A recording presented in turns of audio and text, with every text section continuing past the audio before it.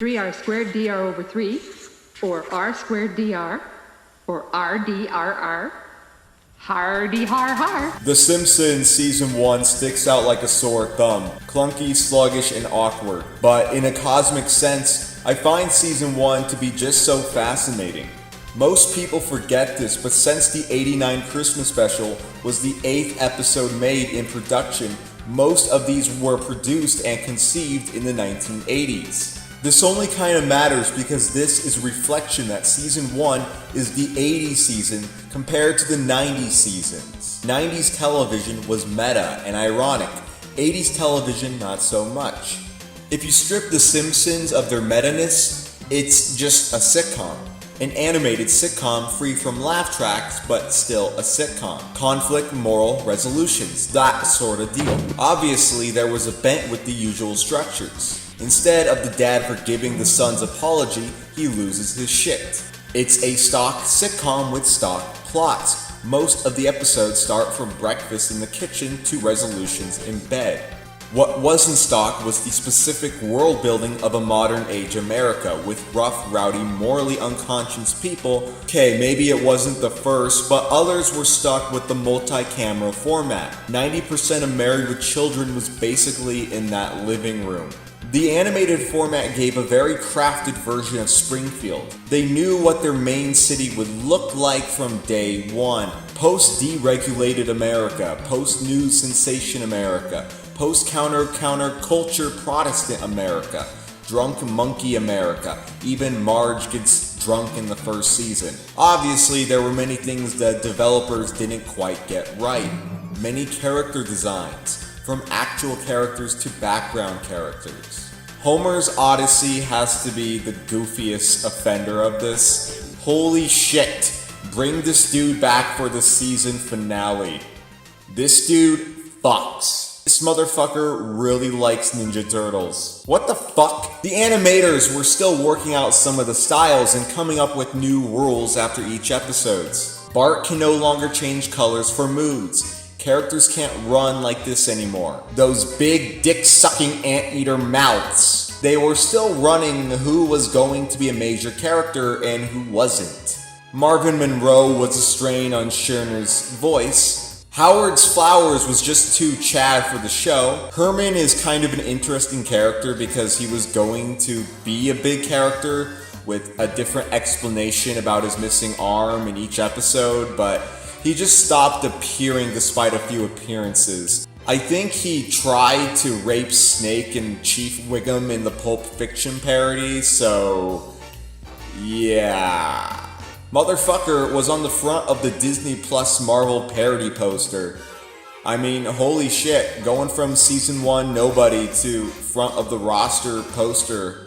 Quite a jump, Herman. Miss Mellon had the same voice as Krabappel, so that's probably why she wasn't made a reoccurring character. They apparently thought she was a regular when they made this 1995 Simpsons poster with all the reoccurring characters in hell in their underwear. Hardy har har in hell, bitch! Yo, what is Homer's coworker doing to my homeboy Wendell? Okay, I'm getting a tad off topic, but you see what I mean? The show knew what it wanted to be, but didn't know how to get there. I think it's easier to spot the show's lampooning of society with its meta style in the mid-90s seasons compared to the subtle, slow-paced sitcom 80s sitcom structure of the early years.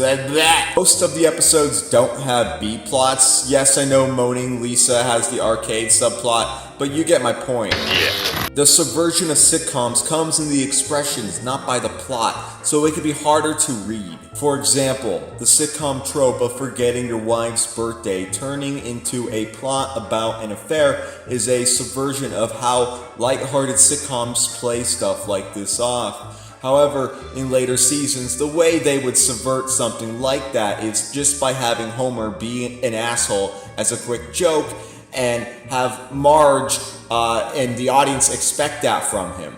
If I'm not making sense, then maybe you're just stupid. Anyway, I hate to call the people behind their work delusional, but I'm just gonna say it. Brooks, Groening, Simon, Gene, all those dudes don't understand what drew people to The Simpsons because they are boomers. The people love seeing the characters grow and gain traits slowly in an episodic series that still makes callbacks to earlier episodes. Some growth in the continuity, even very slowly, would keep America's attention, but that was never the intention of the various showrunners. Most of them were young in the 60s and 70s, a time when comic strips were the rage and cartoon characters were just cartoon characters, with no developing storylines. The showrunners wanted The Simpsons to be a long-running comic strip in adult animation form, and that's what we have been getting despite how frustrating how many times we've seen Lisa turn 8.